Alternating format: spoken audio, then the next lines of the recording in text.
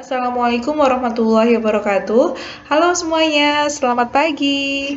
Gimana kabarnya hari ini? Semoga kita senantiasa dilimpahi keberkahan dalam hidup kita, dimudahkan segala urusan kita, diijabah doa-doa baik kita. Amin. Oke, hari ini kita akan belajar mengenai komunikasi dalam organisasi dalam pengantar manajemen pertemuan ke-9 bersama saya Rosana Eri, dan saya akan menggunakan buku pengantar manajemen yang diterbitkan oleh penerbit Prenada. Ya, ketika kita akan membahas suatu topik tertentu, pasti akan kita mulai dari definisi terlebih dahulu, gitu ya. Definisi dari komunikasi. Komunikasi itu apa sih? Jadi komunikasi itu didefinisikan sebagai proses di mana seseorang berusaha untuk memberikan pengertian atau pesan kepada orang lain melalui pesan simbolis, kayak gitu ya. Jadi dia adalah proses seseorang untuk memberikan pengertian atau pesan. Intinya sebenarnya seperti itu. Nah, elemen-elemen komunikasi itu ada 3. Yang pertama adalah komunikasi itu pasti melibatkan orang-orang. Jadi nggak cuma satu orang gitu ya. Jadi pasti 2, 3, 4 gitu. Jadi dia melibatkan orang-orang yang nggak cuma satu gitu ya. Yang kedua itu adalah sharing meaning. Jadi dia share sesuatu yang mempunyai makna kayak gitu. Bisa jadi dia bukan kata-kata gitu, tapi ada maknanya gitu ya.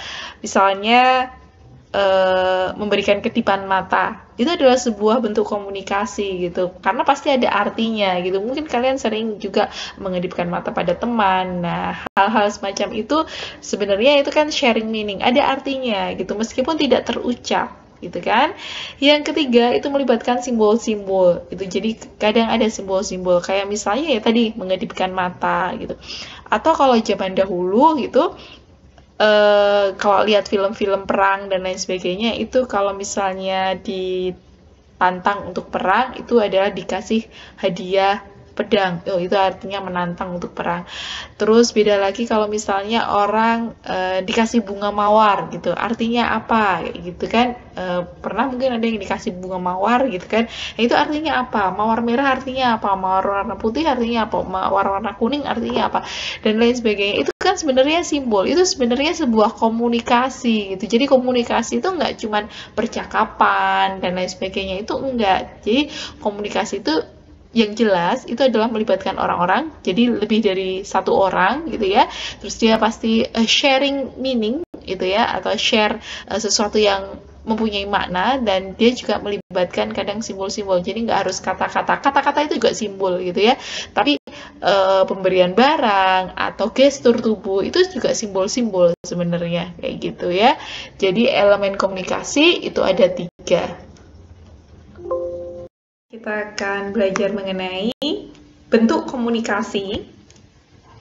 Jadi, bentuk komunikasi itu ada 2. Yang pertama adalah komunikasi interpersonal. Yang kedua adalah komunikasi dalam berbagai bentuk jejaring komunikasi, kayak gitu ya. Kita mulai dari yang pertama terlebih dahulu, yaitu komunikasi interpersonal. Komunikasi interpersonal itu adalah komunikasi antara satu orang dengan orang yang lainnya, kayak gitu ya, interpersonal. Jadi di luar diri dia, kayak gitu.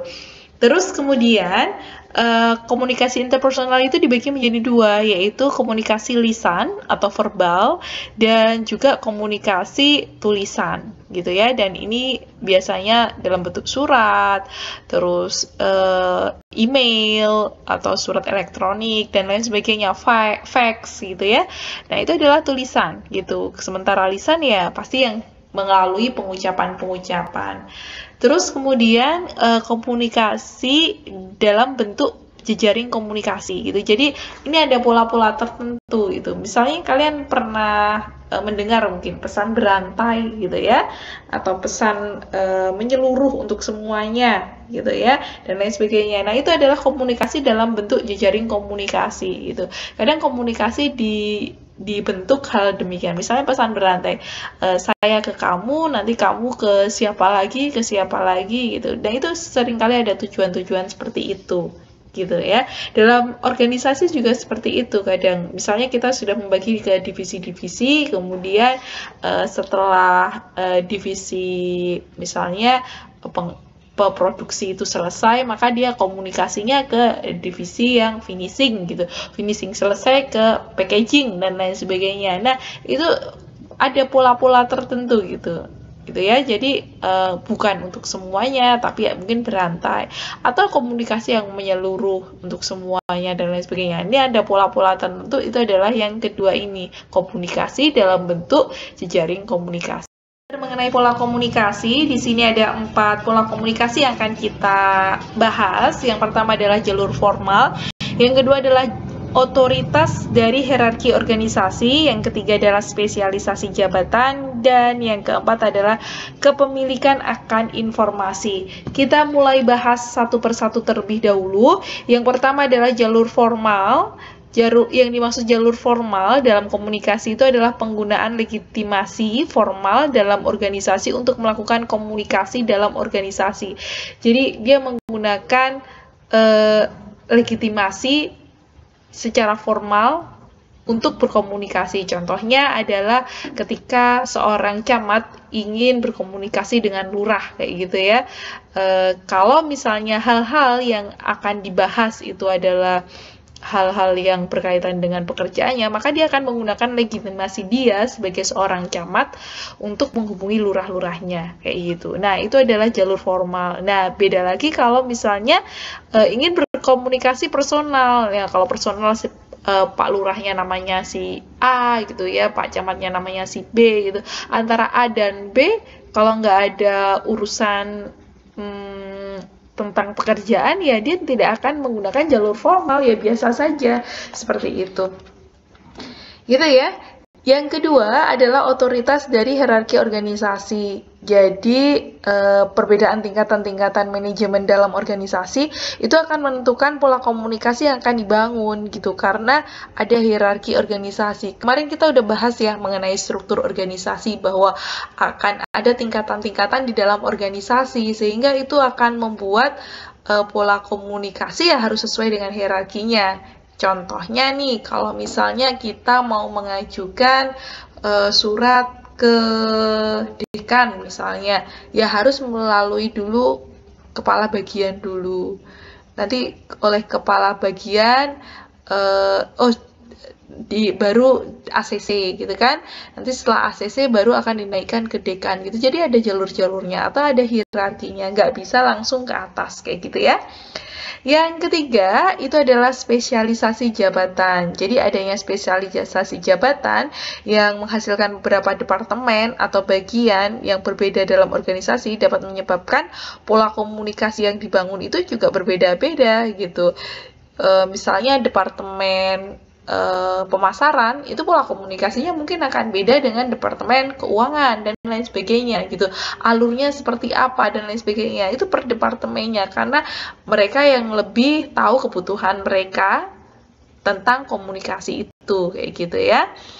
Terus kemudian yang keempat itu adalah kepemilikan akan informasi. Nah, mereka yang berada dalam suatu organisasi umumnya itu lebih mengetahui dan menguasai berbagai informasi yang terkait dengan bagiannya dibandingkan mereka yang berasal dari luar bagian, sehingga pola komunikasi yang ada di dalam organisasi itu, yang memiliki organisasi itu, pasti akan berbeda dengan orang-orang yang tidak memiliki organisasi tersebut. Jadi kepemilikan akan informasi itu akan membuat pola komunikasinya juga berbeda. Seperti itu. Dua sebenarnya. Jadi ada komunikasi formal dan komunikasi informal. Kalau komunikasi informal itu komunikasi yang dilakukan antara berbagai pihak maupun berbagai bagian dalam organisasi yang biasanya tidak secara kaku atau tidak melalui tingkatan-tingkatan yang atau hierarki-hierarki yang tadi sudah dijelaskan kayak gitu ya. Tapi di sini kita akan membahas mengenai komunikasi formal. Dan di sini ada sistem informasi formal. Jadi kalau sistem informasi formal itu kan memang sudah disusun IT gitu ya. Jadi sudah melalui pemrosesan yang sesuai standarnya. Dan di sini sistem informasi formal itu ada contohnya sistem pemrosesan transaksi gitu ya. Ketika memproses suatu transaksi itu langsung ada sistem informasinya yang membantu kita. Terus kemudian sistem informasi manajemen, sistem pendukung pengambilan keputusan, sistem informasi eksekutif, sistem jaringan internal, sistem pintar dan lain sebagainya. Itu adalah sistem informasi formal kayak gitu. Terus yang kedua, kita juga akan membahas teknologi informasi yang bersifat personal. Nah, kalau yang bersifat personal, itu banyak sekali alat-alat yang bisa digunakan. Contohnya adalah komputer, mesin fotokopi, mesin fax, telepon seluler, webcam, dan produk-produk teknologi informasi lainnya gitu ya. Jadi itu lebih personal gitu. Ketika kita mengirim email, terus kemudian kita mengirim fax gitu ya, terus kita menelpon dan lain sebagainya. Nah, itu adalah yang bersifat personal. Ya, materi kita di pengantar manajemen pertemuan ke-9. Seperti biasa, jangan lupa subscribe, jangan lupa komen dengan menuliskan kelas, nama, dan NIM, dan jangan lupa untuk bunyikan lonceng. Gitu aja dari saya. Maaf bila banyak salah-salah kata. Wabillahi taufik. Wassalamualaikum warahmatullahi wabarakatuh.